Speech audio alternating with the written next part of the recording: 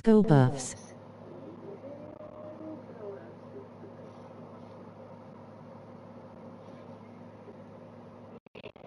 Damn, 2031, season 8, 7, 9. What the fuck going on? Let's get it, man. And hit piece. We already had it right now, man. Premiere season 2031. Episode 1. Let's go. Talk to me. Who wants to smoke with me? Who wants to smoke with me? Who wants to smoke with me? Who wants to smoke with me? Who wants to smoke with me? Who wants to smoke with me?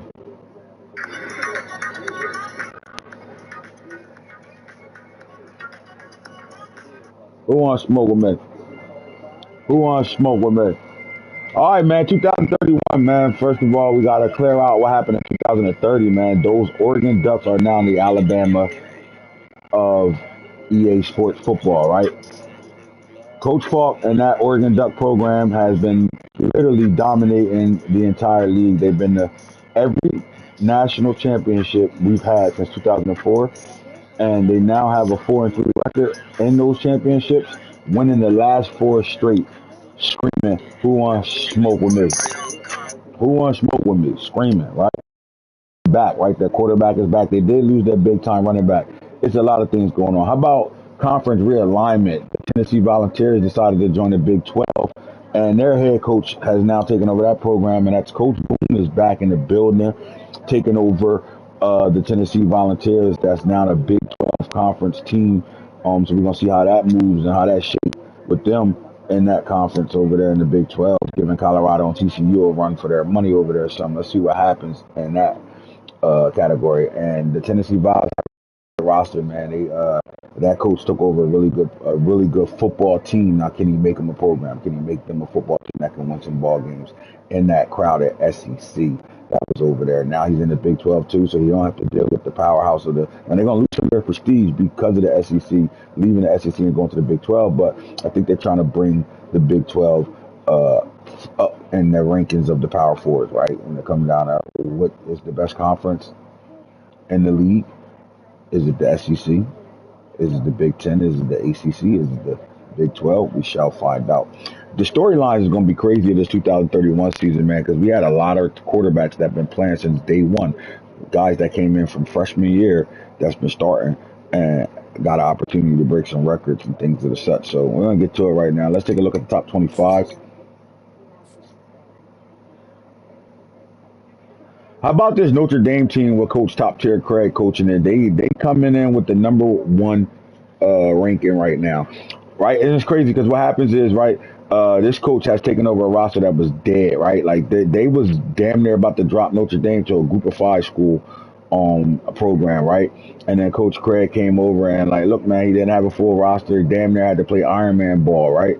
Still getting it together. Still don't have a full roster right now, but the players he has been in that program for 4 and 5 years. So I think they're going to be in the mix to be able to be another playoff run. They made a playoff run last year, and they brought back some of the. I would say they brought back a complete roster in the sense of this returning starters, right? That's why you see the overall so high. They don't have depth yet, right? They're trying to build their stock up. Like they want to attack the transfer portal this season, and they want to attract a lot of high school kids this season just to give them depth and to move on into the future. So we're going to see how Top Tier Craig runs this program. But right now, they do have the Notre Dame Fighting Irish as the number 1 team in the nation during preseason right now without a game being played. Next up is that Miami roster. They bring their quarterback hoodies and goggles back, and he's in the running to break every college record known to man. Achilles Smith Jr. has been holding down records after record after record at the quarterback position, and he's going to be in a battle this year between Marshal Manning out there in Boulder, and you're going to be dealing with Talib as well to be able to do some things right now. And the good thing about Miami with them being number 2, in fact, I probably would have had them the number 1 ranked team in the country.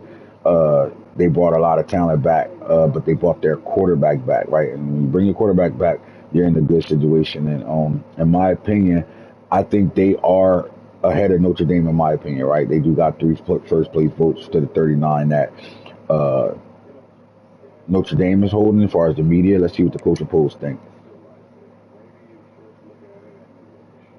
All right, so the culture poll still hold Notre Dame as number one right now. Let's get back to the media for a second now. But I think defensively, offensively, I think they have a strong roster, right? A lot of returning starters back. They bring back both their receivers. Do they bring back both their receivers? Let's go to Miami's roster for a second and check out what they got brought back in the building. Because I mean, for them to be the number two team in the nation, and me personally, I think you gotta rank Oregon number one. They haven't lost a game in like 2 seasons, 3 seasons, right? They've been undefeated over the last 4 seasons. Their last four championships, they haven't lost a ball game right now. All right, so Felix Talib comes back in a crowded quarterback room. These guys brought in four freshman quarterback from the 2030 class, right? Four of them, right? Pascal, Hags, Peace, and Jaquez. Casper is on the red shirt as a sophomore right now, but if he needed to go in and play, he's ready to play right now. When you start bringing in this type of talent in the building, four-star, he's going to wait his time. He'll be next up because this is the last year for Felix Talib. Now, the question around Felix Talib is, what type of football are you going to play, right? On a career average, your completion percentage hasn't been great at all, right? The yards is outstanding, right? This guy is a deep ball thrower and he's a dual threat. He can run the football as well. They're looking, as far as NFL and as far as this team to take the next step, right? As far as this quarterback to be a top quarterback in the draft, and as far as him to be a quarterback that takes his team to the next step, right? Getting back to a national title game, he's going to have to be better at throwing the football and showing that he can make every throw in college, right, to be able to see if it translates to the NFL. Outside of that, man, you got a hybrid athlete, right? This kid can get it done. He might be the most built quarterback in the country right now, right? Like he can do it all. He got the strong cannon of an arm. The size is immaculate. 230, no diddy.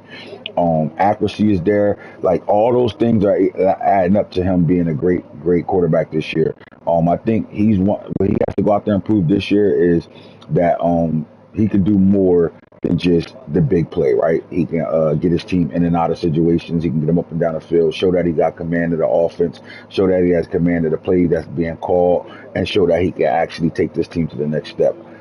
Because if he could do that, man, and it's going to be a story. The storyline all year is going to be the career passing yards record between Talib taking it from Achilles Smith Jr. and Marshall Manning out there in Colorado. So let's go look in the running back room. Tanley is back. Boykins is in the building as Daniel Boykins. So they got a really clean running back room. They got speed for days and hybrid athletes everywhere, right? They can get it done right now. They do got a freshman now. Osefa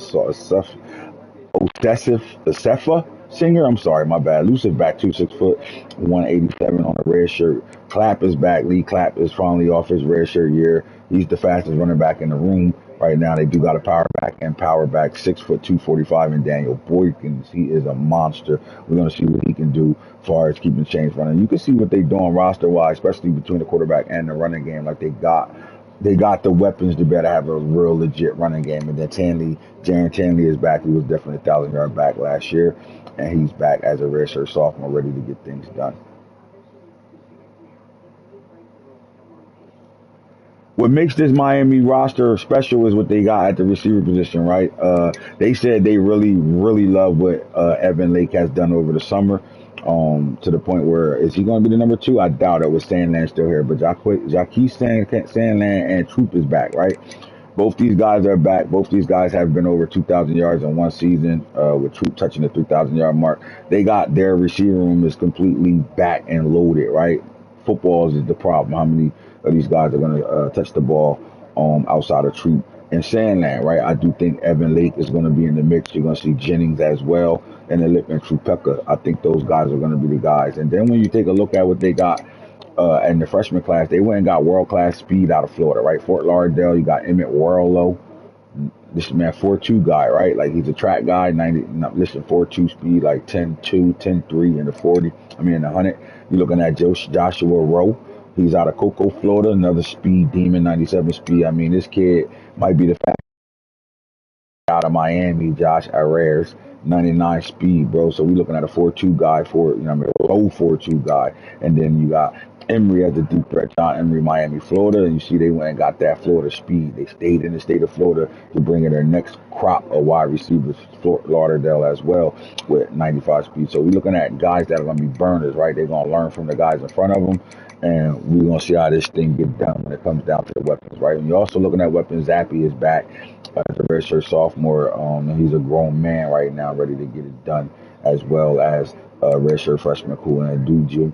And then you're looking at Nick Johnson as well. Now, as far as what they got up front, senior at the left tackle, Trey Orr, is in his senior year. So they really going to be stout there. They got a all-pro. They got a guy that is NFL talent at left tackle. At left guard, you're looking at another senior and C.J. Welsh, right? You're looking at another guy that's coming back with mad playing time. Right behind him is Willis. So they are solid on the offensive line. Yeast, as a redshirt junior, he's in the mix as well.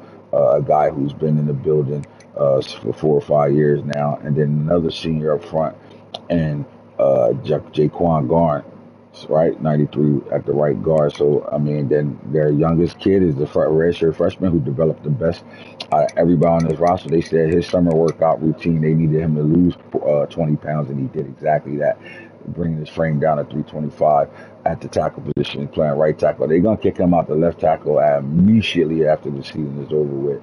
They got some guys on the red shirt, and they got a whole bunch. Look at the depth behind the starters right now. But we're going to be looking at JoJo Barrington. He's going to be a first-year starter as a redshirt freshman. They thought he could have played last year for him, but they didn't want to waste a year, so they put the shirt on him and decided to see what he looked like on the back. On the defensive side of things, when it comes down to Dawsey, their best, these two are two of the best defensive ends in the country, and Chad Spears and Deion Dawsey. This guy is a Heisman Trophy winner, right? Look at him, like dog. And then again, they got young guys behind them ready to go. Like when it's time for them to go, they don't need them to play right now, but they do got really good depth when it comes down to their defensive end room, right? At the D tackle, we want to know what their special, their seniors there, right? Like, and the whole thing is, this is the year where they're going to be playing upperclassmen everywhere, right? Spears is a redshirt junior, Dawsey is a junior. Looking at D tackle, Roland Nicky, D tackle, 95 overall. He's a senior, right? And got a little young boy here at 92 in England. That's looking to be a playmaker for this football team as well. And then Cat Du, the redshirt junior. And you look at their linebacker room, Quarterman is back, redshirt sophomore. You're looking at middle linebacker, Bullock is back, Guzman is back. They got guys, right? 3 deep there. At the outside linebacker, Easton might be their best defender at the linebacker room for sure. He's back. And then in that secondary, you had guys that were picking the ball off at a high level. Like, so when it comes down to the Miami University team, are you going to better beat the cover zero?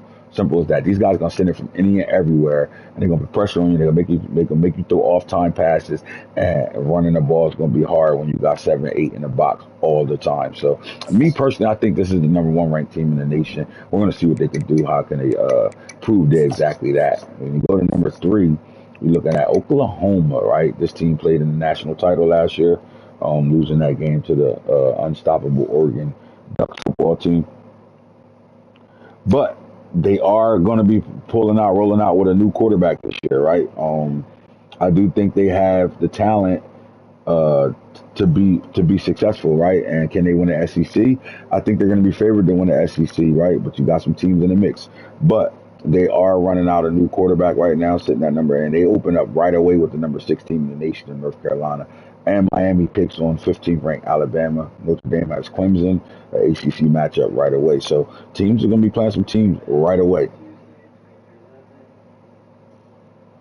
When it comes to Oklahoma, is finding their niche right now. I think they're going to be solid on both sides of the ball. They brought a running back that they wasn't expecting to bring back, but they got him back in the building. They thought he would hit the draft, and he stayed. He decided to stay home and play another year. That NIL keep a lot of these guys around longer than they would and without the NIL, right? But when you're looking at Oklahoma, I think the question comes down to at the quarterback position. John Mateer, he transferred in from Washington State, redshirt junior right now. They did bring in blue chip Jaden O'Neal. He was actually looking at Colorado or Oklahoma. He decided to sign with Oklahoma. He's a freshman. He got the shirt. They won't be playing him this year, but Mateer, dual threat, right? The one thing Oklahoma's been really good at is having a quarterback that can make things happen, both with the legs of running the football and throwing the football, right now. But they do think Mateer is a seasoned veteran, and he's the guy that can get them over the hump, especially when they lost Bell to the NFL. Right now, they're looking at Mateer to be that guy right now, and I think he can actually be it in the run game. I mean, you're looking at Sayu Kong, 98 speed, right? Another one of them track guys right there. But Ra is right behind him as well. They did bring in transfer Kevin Pope from Ohio State. This kid played a big role at Ohio State, but he just wasn't comfortable being in a loaded backfield. I think this guy, but this is my question, right? When you're not comfortable in a backfield that's so-called loaded, right? Look at like 72 carries as a true freshman, and he was threatening to leave. I don't know if it was NIL that was making this guy threaten Ohio State every year to be at a role. He is a blue chip, right? One of the best athletes in the country during his class. But look, 419 yards rushing, 8 touchdowns, 90 carries last. They even gave him more carries last year, 487, 5.4, and 6 touchdowns. And I just think that's what stopped him from being a stand at Ohio State, especially when they brought in more talent at the tailback position. I think he just wanted to go somewhere where he could play, right? But then I'll ask this question. He's also a good receiver out the backfield. So then we ask this question. Did you go to Oklahoma to play, or did you go to Oklahoma because the NIL money was better? Because right now, to me, you're third on the depth chart right now, right? And you have one more year of football unless they redshirt you. And if they redshirt you, I can promise you this kid is going to leave. He already want to leave Oklahoma. Think about it. Playing time is his deal breaker. He goes to another program where playing time is in the way of that. So, like, my question is he like, are you gonna ever have the backfield to yourself? I don't think so. I think today's world and the way today football play, you need multiple running backs, right? And you're not gonna be the guy that's gonna get all the damn carries and nobody else, and they want to use you for first, second, and third down. Not gonna happen. But hey, closer to home, I guess. He left Ohio State and came back closer to Texas, right? In Manville, Texas, where he's from. But this kid gonna have to show he can be a team football player because right now you had it made at Ohio State. I watched them how they used him at Ohio State, and they did an effective job of using their entire backfield, and he played a big role uh, the 2 years he's been on campus in Ohio State, and he wasn't happy. So I'm assuming this is a journey guy, and he's been trying to leave the one team he was on. He's on the second team already, ready to leave that team because again, his deal breaker is playing time. So we're gonna see how Coach Max used this guy. Is he gonna better get 2 years out of him, or is it gonna be a one and done project right now? And especially when you got some guys that's behind them that's been sophomores and freshmen behind waiting to get some play, right? In the receiving room, looking at Josh Keogh, senior. How about P. Dot Puhana is in his redshirt sophomore year. They got weapons and speed at the receiver room. Can they get it done up front as well? Let's see what they got. Look at that tight end room. You got some speed here. Mm-mm-mm. A low 4.4 tight end, 6'2", 219 with 96 speed, like flying. They got 93 and 91. They got really good speed in that tight end room. All right, so it looks like they're gonna be. My question is Bigum's gonna start as a redshirt freshman, or would they be playing Wade McCauley? At left guard, they do have a senior back in Priester. He's back. They do got some really good depth behind it. Even their freshman Alfonso Freeman, we like this kid. He comes in as a four-star star, 323 pounds. So they got weapons and some protection as well. At the center position, they roll out a junior, 91 overall, and Moultrie. A lot of these centers are not going to play center for this football team. They're going to move them all over the place. They're all athletes, right? A lot of these guys are athletes that can play the senior position. But I think the guy that came in as a true freshman, Angelo Ruffin from Fort Myers. Let's take a look at what he is. He's a four-star star. Another one of those athletes at the center position. You look at right guard, they do got a senior there, right? And behind them a redshirt junior, so they got the depth and the seniority there, and a senior at right tackle. So when you look at this whole offensive line, right, it's senior ridden up front, right? Right tackle, right guard. And you look at center is a redshirt junior. He had time on the field. Senior at left guard, and at left tackle, they're gonna be rolling out a redshirt freshman on the field. In my opinion, he's gonna start over McCauley. But that's the battle that's been going on all spring, all summer, right? Getting ready for fall camp and all that, getting ready for the season. Bigums and McCauley been battling out at that left tackle position.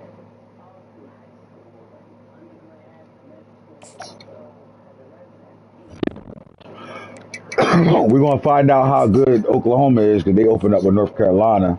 They played them in the playoffs last year to go to the championship. North Carolina, they played a really good game too. They came out right out there. Now the number 4 team in the nation is how about this Texas Longhorn team, right? Listen, they got off to a fast start this season too. Right now, they already got verbal commits from about 4 players already out of the 2031 recruitment cycle. Right, they not playing no games right now. I think Texas is back to Texas football right now. Right, look at the overall, offensively, defensively, and overall. 94. They in the top percentile when it comes down to where they rank that overall wise, right? Now, the question is they go to Florida, right, to take on the Gators, right? And I think that, that's going to tell us what it is. And remember the theme of this season right now, right? Experience at the quarterback position, right?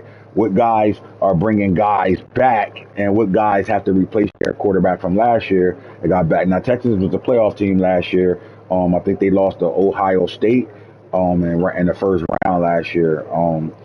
And I think they're looking to go a little farther, right? They've been up and down because they made it to the second round the year before that, but they did it under the quarterback Dove. If Dove is back, I think this Texas team gonna give the SEC a run for their money. That's just my opinion. If Dove is back, listen to what I'm saying to y'all. If the quarterback Dove is back, this Texas team is gonna give teams a run for their money. We're gonna go check it out and see what they rolling out at that quarterback position.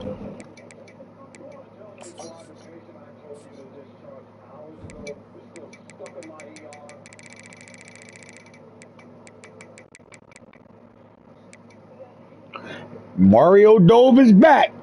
So it's going. I'm listening, man. Throughout the country, the theme of this 2031 season is going to be experienced quarterbacks battling it out right now, man, for the top spots right now, right? Mario Dove coming back. This is his 3rd year starting.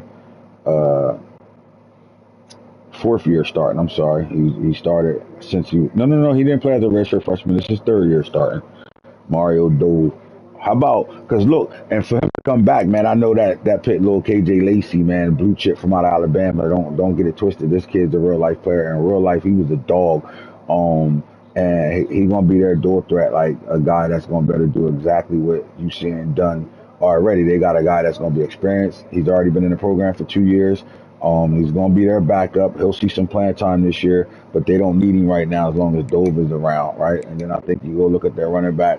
They do have a senior in Craig Daniels, right? But I think the kid that's going to touch the ball is Jorge Paredes. He was their guy last year, and he's looking to have a better season than he had last year. And you start looking at that receiver room, and Riggs is back, great speed right there. How about Rambo? Gideon Rambo is back as well. They did bring in a true freshman. This kid, Austin Wallow, is flying, 6'3", 192. Listen, when you're a 4-star elite, that means you're a 5-star, right? Like, this is a 5-star player on the field. My question is, I don't see a shirt on him yet, though, right? Are they going to play this kid? Are they going to play him? I mean, I think they got enough wide receivers not to have to play him. They got really good speed at the wide receiver room. But, like, do you get him in that kick returner, punt returner, right? This is a kid that you want to throw a shirt on and really let him get busy next year. And he'll be KJ Lacey's favorite target. When homecoming off season. It's going to start at 7:30. Looking to start at 7:30. Depends on when the fuck ran yet.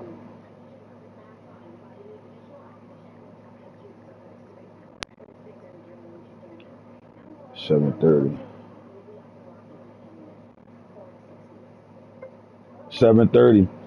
We already at players leaving, so you can go do that now.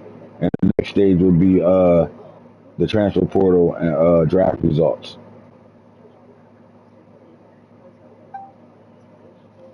All right.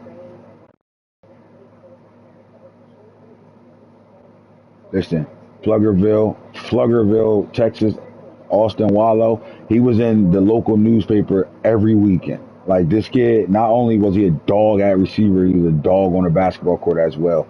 I honestly think they're going to play this kid. Now, I do think they have the luxury to bear the redshirting with the speed and the receivers that are coming back. But, like, me personally, I think he's going to play, right? I think to me, from the reports coming out of camp, he was their third best receiver, right behind Riggs and goal all year long. So we're gonna see what Austin Wallow does this year. Is he gonna see the field this year, or are they gonna put a shirt on him and all that? But like, I don't think he wants to be shirted. I think he's earned enough to better at least play this season. So the Texas Longhorns sitting at number 4 in the country right now.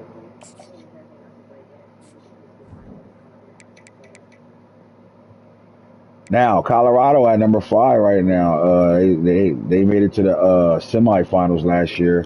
Lost the national title game the year before that. And they've done it all behind Marshall Manning. Right, he came back for his senior year, and he strictly told the entire world why he came back.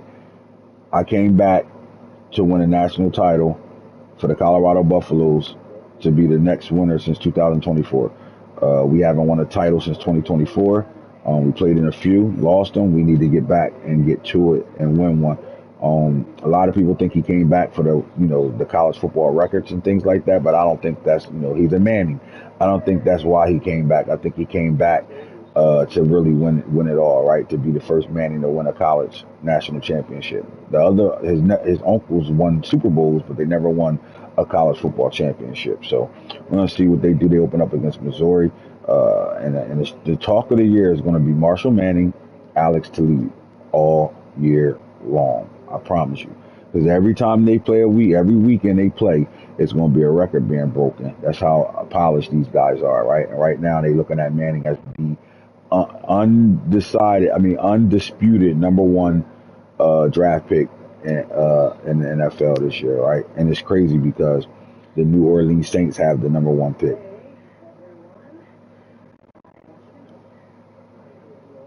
All right, North Kakalaki, right? Coach Tata with North Carolina. Let's see if his running backs came back. Because that's what they were, right? They had a strong offensive line and a hella run game last year, and that is why North Carolina made it to the semifinals last year.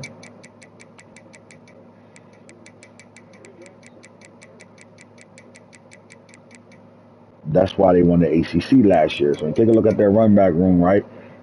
They brought in Legend Boone from Tennessee. I do not know how Tennessee allowed this running back to escape, right? They brought in a dog at the running back position. Now, Toon was the man last year, right? Dakota Toon. But we didn't see where their power back when it looks like he left early to the NFL. Clayton Coco down here is a redshirt from as a true freshman, and they brought in Larry John, a elusive back. So they got healthy in the running back room for sure, right? Dominique Gibbs. I'm sorry. The Gibbs that's in at the Detroit Lions right now. That's his younger brother.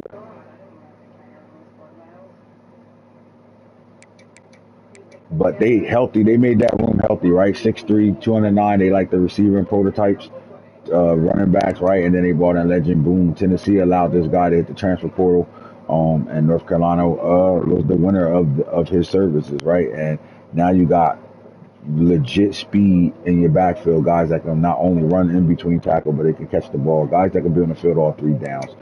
So I want to see how they're going to split this time in between these 2 juniors, right? Is Legend Boone, like they said, Legend Boone is exactly that, a legend. Like this man was really, really nuts throughout the entire camp that they had, right? When they had spring ball, then they had fall ball, and Boone was legit. Like he's legit the guy that they want to see carry the ball. Now my question is, you can't ignore what Dakota Toon did last year. So you got to split carries in between these 2 right now, and then you still have the senior Percy Mayweather, who also is going to include running. Now all they did was get stronger in the run game. The question is how they look up front, right? They bring back Liggins. They bring back Boozer. They bring back Scales. They bring back Gore. And they bring back Lacombo. Their entire offensive line is back. Man, North Carolina and that run game going to be special. Alec Lehan is back as a senior at the quarterback position right now. He can do a little bit of everything too. He got dual threat capability for sure. And I think he can command the offense. So it's gonna be special out here, man. You're gonna find out for sure how this thing gonna play out when they play Oklahoma. It's gonna tell you exactly where this team is at.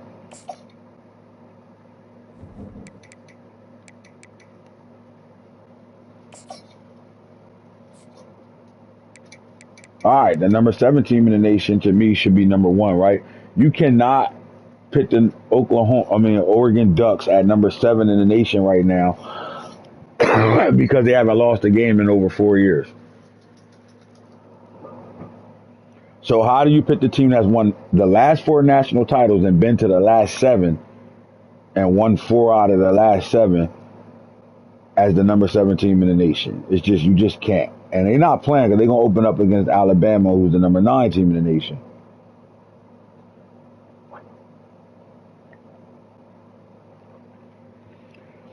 Oregon has been a program that's been able to keep their players around, right?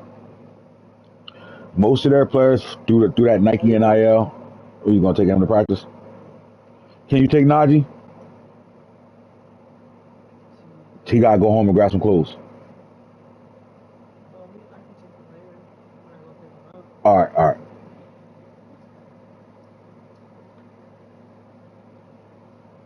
All right, so when it comes down to these Oregon Ducks, LSU and Alabama's up next. So what I'll do is I'll go here right now. But Cleveland, last year, like when it comes down to quarterback play, it was his first year starting as the quarterback because Achilles Smith Jr. stayed for 7 seasons.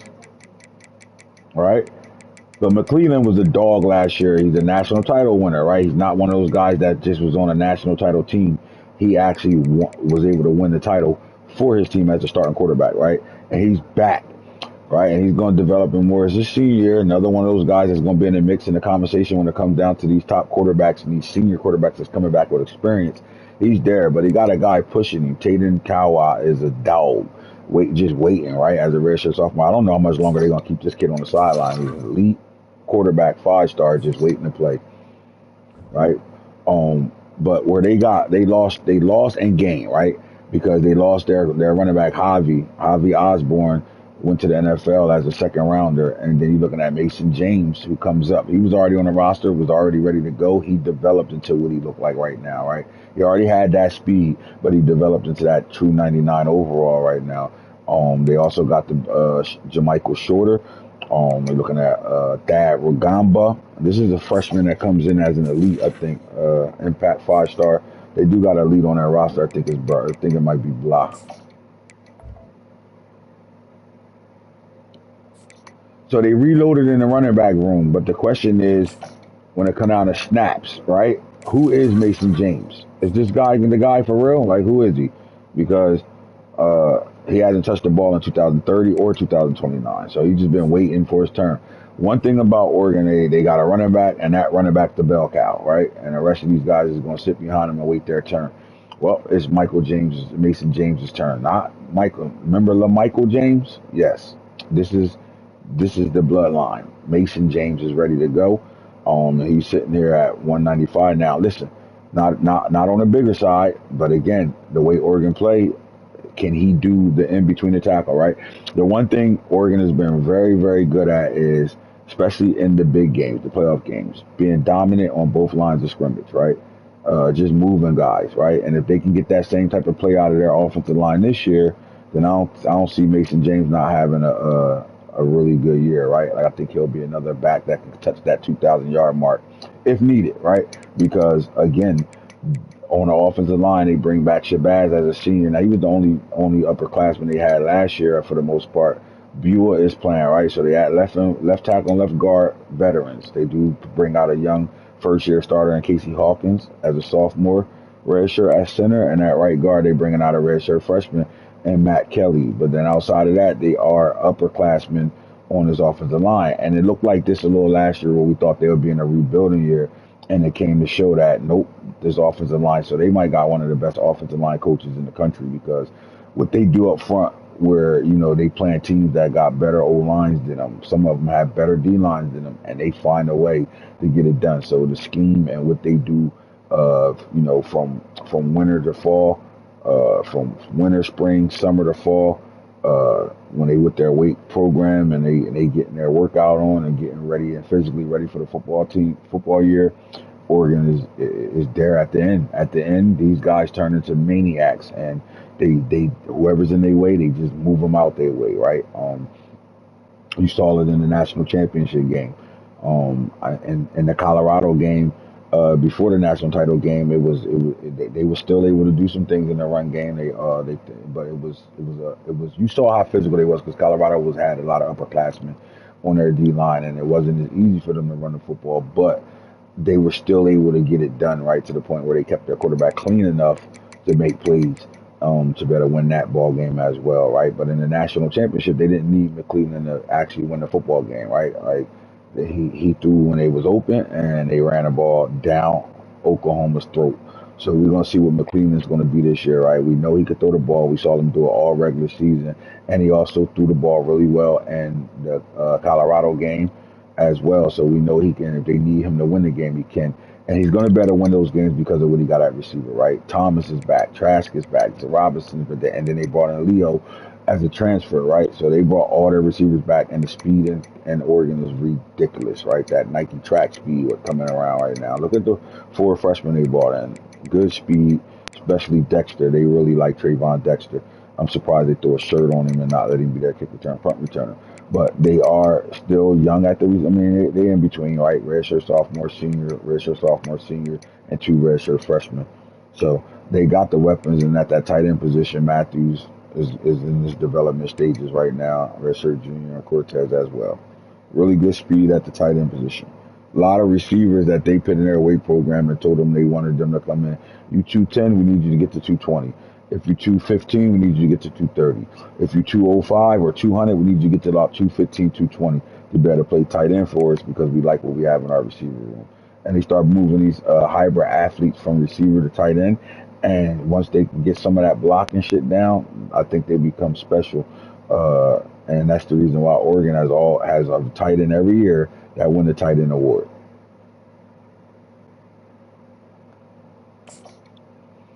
They on a historic run right now, man. This is the Alabama of college football right now, right? Nick Saban took over Alabama, and they play for titles every year. That's where Oregon is at right now. Some people say they're doing it better. And they're doing something. First of all, winning 4 in a row is something nobody has ever done, right? But can they win 5 in a row, right? Where changes is happening on their roster, but they still continue to win the big game when the big games count.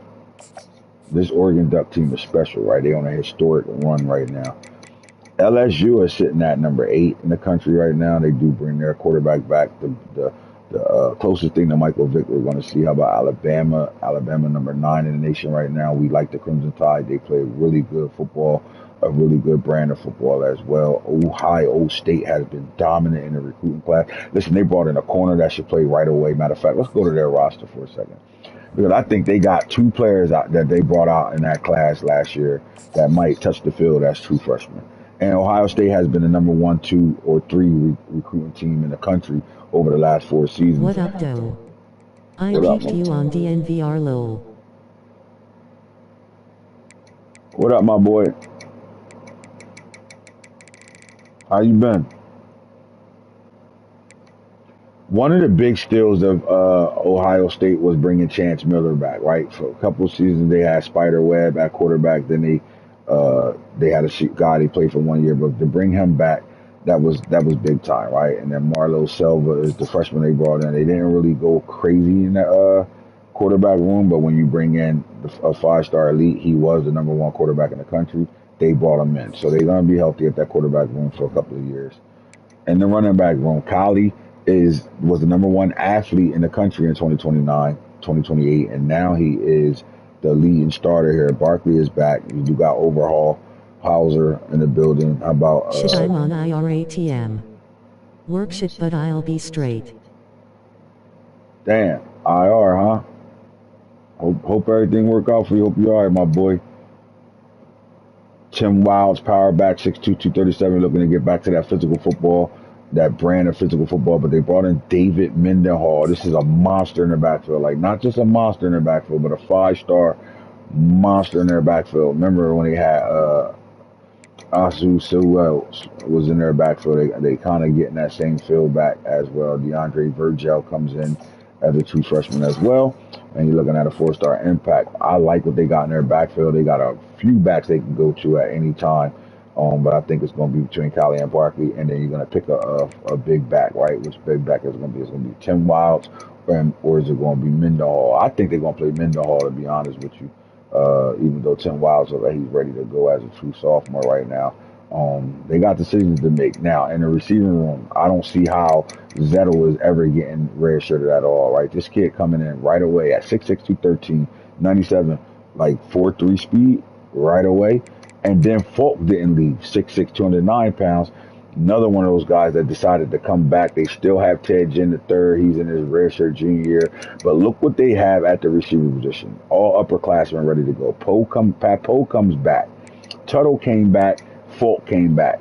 They all said, let's get it done. And they don't come back if the quarterback don't come back, right? If Chance Miller doesn't come back, Braxton Miller's little brother, Braxton Miller's son, I'm sorry. If he doesn't come back, I don't think these three receivers come back.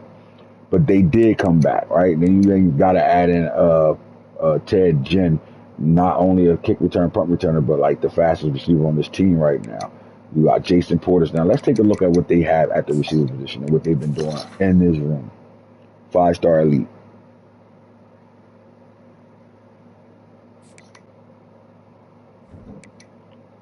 Bo Tuttle. 4-star elite. Gil Folk. 5-star elite. Ted Ginn the third. 5-star star. This is what they've been doing. Who's the offensive coordinator at Ohio State that used to be the receiving coach? How about Carlos Thomas, redshirt freshman, 5-star star. You haven't seen nothing under a 4-star, a high 4-star, and then they bring in Darryl Zettel.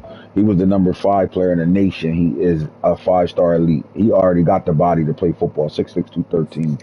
Like, is he physical? Because if he's physical, what you think? And Emmanuel Petit, another 5-star or 4-star. I think he's a 5-star star. That's what their receiving room look like. Exactly. Ryan Hartline. That motherfucker be recruiting these receivers right now, man. So look, you're looking at elites and 5 and 4 stars everywhere at this receiver room. This might be the best receiver room in the nation for sure. And I don't see how Dukes is back, right? It seems like Dukes has been here forever. He transferred from out of Tennessee as a redshirt freshman, and he's been Ohio State's top tight end. They got guys that's ready to go behind him as well, though. But like, remember, I told you I came over here to show you a couple of freshmen that I think is going to be impact players this year.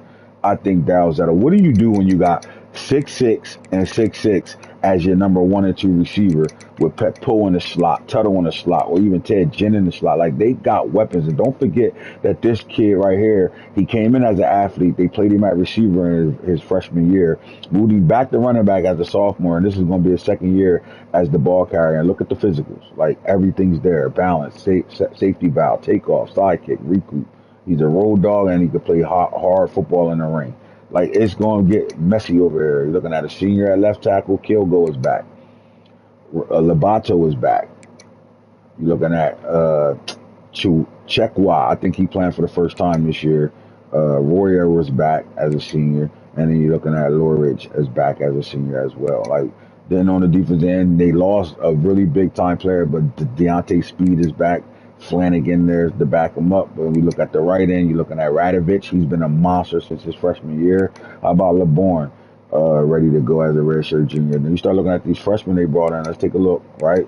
Dual, 5-star, elite. When you talk about recruiting, this is how you keep your roster looking like a roster, right? Simple as that, right? Impact 4-star. So they brought in a 5-star elite and dual, right? While Speed is in his junior year, if he go crazy, he might not be coming back. And I promise you, Dual will be the next kid up. Then you go look at Radovich, who's a monster. But then you take a look at Tongues and see if he comes in with a star on him as an elite. Another elite, Raymond Tongues, elite from out of Pennsylvania, Philadelphia to be exact.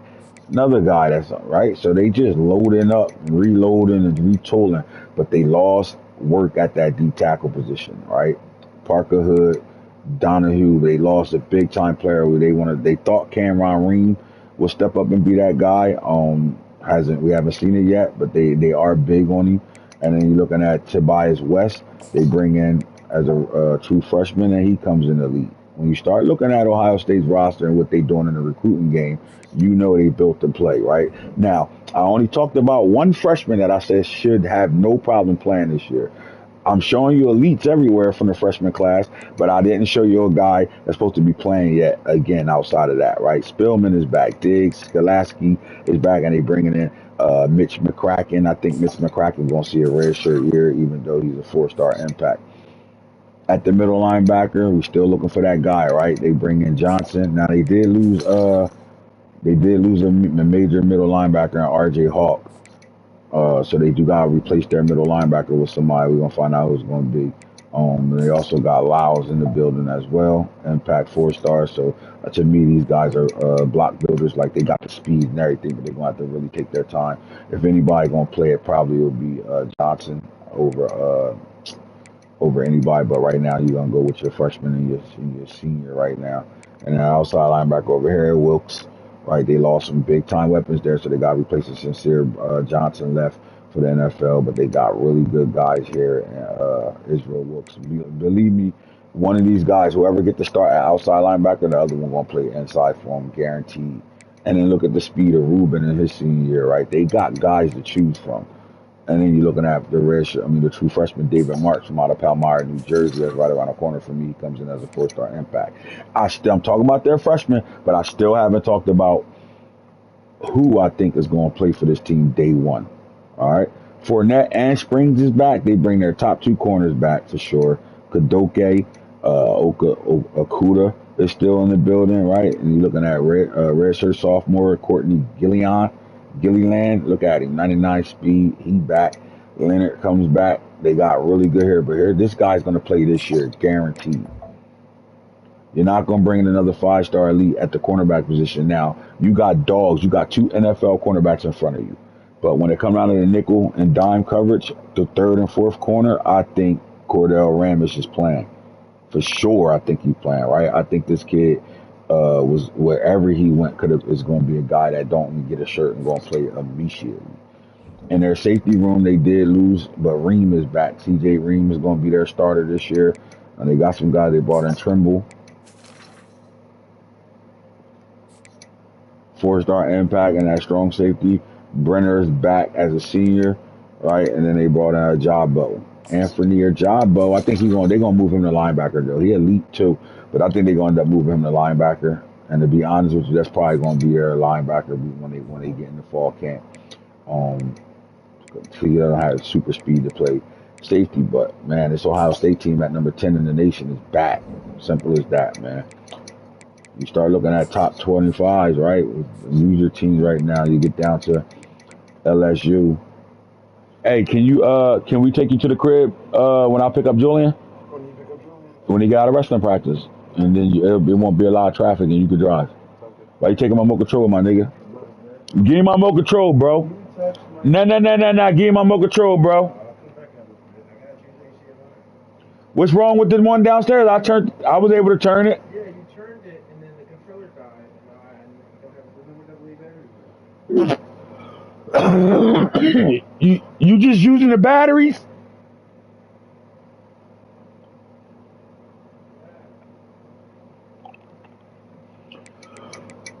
You know what? One program since they got into the ACC has been really legit. You did it? You used it already? It ain't work? Because those batteries already died too. I'll go. You want to run to the store real fast and get batteries? Yeah. Go to Walmart and go to Walgreens and get batteries. Take my card. Here. Be fucking careful. Be careful. Wait, did she take mommy's car or she took her car? If she took mommy's car, wait for her to get back. What, you gonna walk? I know, but we ain't gonna drive her car to Walgreens. I don't know which car she took. Just get the key off the hook and tell me. I better tell you from there. It's the one with the red key on it. With the red key on it? Let me see it. I think this is hers.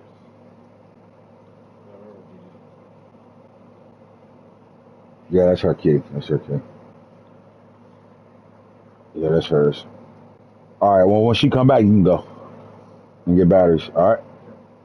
All right, so Tulane, man, again, I like what the Green Wave look like, man. Their coach should be back. He had some personal things, and then USC might have their coach back as well.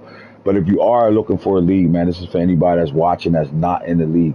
We do have really good teams available. If you are looking to join, you want to come run out the 2025 college football with us until 26 come back. Come join the fray. You feel me? Like USC is a really good spot to go right now. Cincinnati is still in the mix. UCF is in the mix. And then Coach Rob at Auburn. Look at this overall, 95, 95, 96. Auburn bringing back a lot of weapons as well. Um, and they gave some teams hell last year. I think Coach Rob, if he's locked in, they're in a good position to really make a move in the SEC because they got the talent to do it. Flat out got the talent to do it. And it starts with their quarterback play. Right? Potassi is back as a true sophomore, 91 overall. Now, I don't think he started last year for this team, though, as a redshirt player. He played. I think he played, but I don't think he was the full-time starter. I think they brought him in later. Yep. And he ended up with 4,163 yards, 43 touchdowns, 14 INTs. The kid played ball, 71 completion percentage. He wasn't day one starter for this Auburn team, but then he took over Braden Potassi. He is a dog. All right. So they got a really good young quarterback to deal with. They come back with Von Bland. Now their starting running back isn't in the building anymore. Number 24 gone. But Von Bland and Lord both got it. They can get it done. As you got a receiver back and a power back in the building. How about Toon? Montoon, another big back, right? This team wants to get power and play power football with you, right? They really didn't bring in nothing in the freshman class though, but Lord, Keenan Lord is a true freshman. If you don't think this kid is playing day one at 234 pounds, you done lost your fucking mind. Like, Bland is going to be their guy that they're going to do scat back shit with, but Lord is going to be the guy that get 25, 30 carries a game. Simple as that. And then if they get tired or you get tired of tackling Lord, you're going to have to come to with a Montoon as well. Right? Then in the receiving room, they did bring their redshirt freshman Foster's back. Brisby is back. You're looking at Vic. Steve Vic is back. Now, these guys playing for the first time this year, but Vic is going to be playing again. Really, really, really good speed. You're looking at Hendricks as well. And then they really didn't attack freshman class. It's crazy, but they already had these guys on the roster. Their tight end is a monster. Julius Parkinson in real life, he's a real power type of power forward tight end. Real life guy too. He's already 94 in their sophomore Duval. So they are loaded when it comes out of weapons. Simple as that, right? Sophomore, look at this sophomore, 93 overall, 95 with the green arrows up. They do got some horses behind them ready to go. At left guard, sophomore redshirt, he's back in the building. You're looking at their center, senior, Finayo, 93 overall. They gonna play, man. Villano, redshirt, true sophomore, 90 overall. And then you got right tackle, true freshman, Kropog is going to play day one. He's definitely starting over the senior Bleakins for sure. Not even wasting time. The moment he got in the program, he on some Jordan Seaton shit, but at right tackle. Simple as that. Defensive insides, everything over here. They got horses. Really good overall. So I like what we're going to deal with over here. Now, let's talk about why this season is going to be interesting. First, we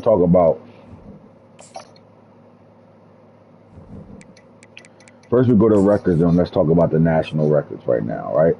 All right. So when it comes down to career passing yards, 25,988, Achilles Smith Jr., he did that in 6 seasons. DeCorian Moore stayed to his senior year, and he has 8,643 receiving yards. Javi Osborne stayed to his junior year. He could have came back. He stayed to his redshirt junior year, and in 3 years, this man rushed for 8,297 yards. As you can see, Oregon is dominating when it comes down to national career stats. In the reception department, Cam Michael played 3 years, and since 2026, nobody's touched that record yet. 489 receptions. Passing touchdowns, Achilles Smith Jr. got himself to 323.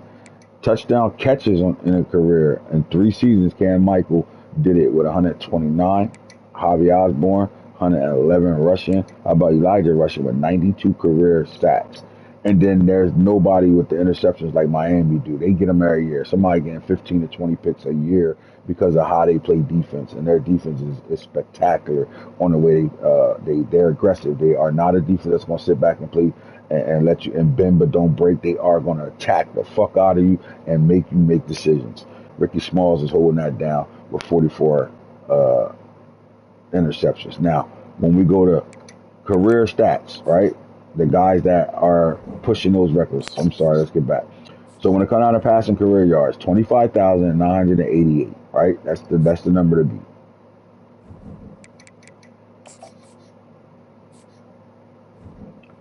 All right. Marshall Manning is already at 20,076, right? A big year out of him, and he could take down that passing record. Now, as far as touchdowns, 241, I don't see him getting to 339 at all. But then you go to Miami.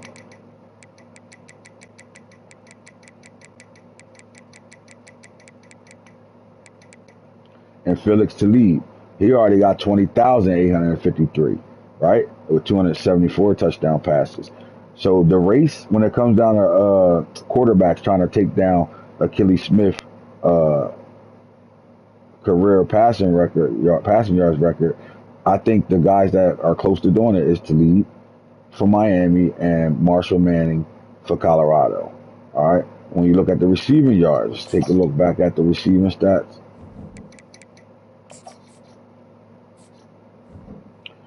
When you look at DeCorian Moore, what he did, 8,643 yards in 4 years.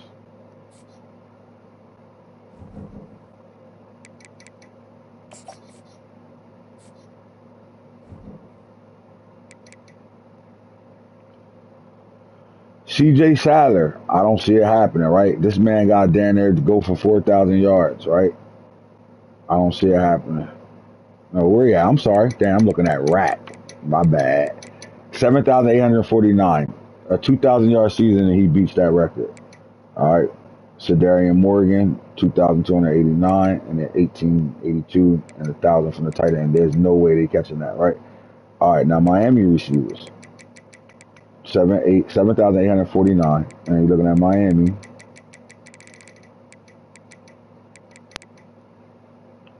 They got 2 receivers that can break that record.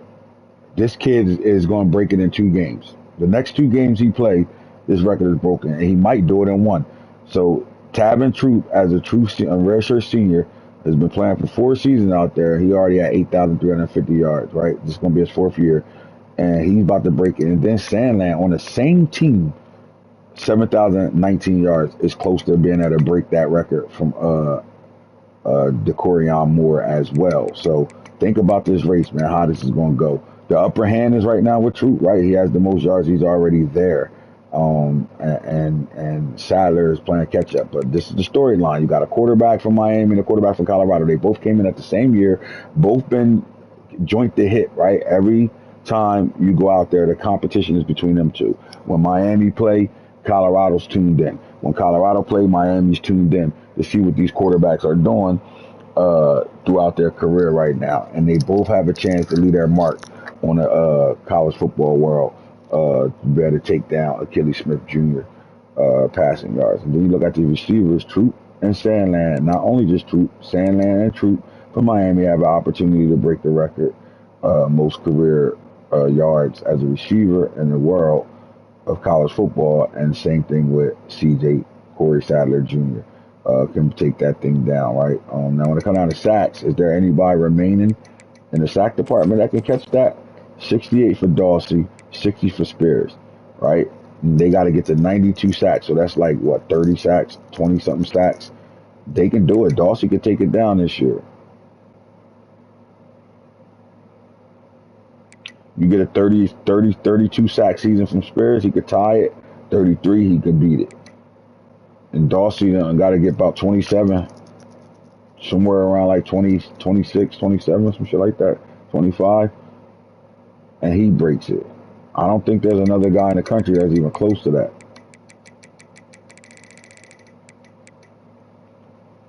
I mean, Jake Krill, 35, so he would have to have down there 40-something sacks this year. Don't see that happening. So then we look at the INT department. All right, 44 is the career, right? So you're looking at Miami and Colorado. I think you might can look at,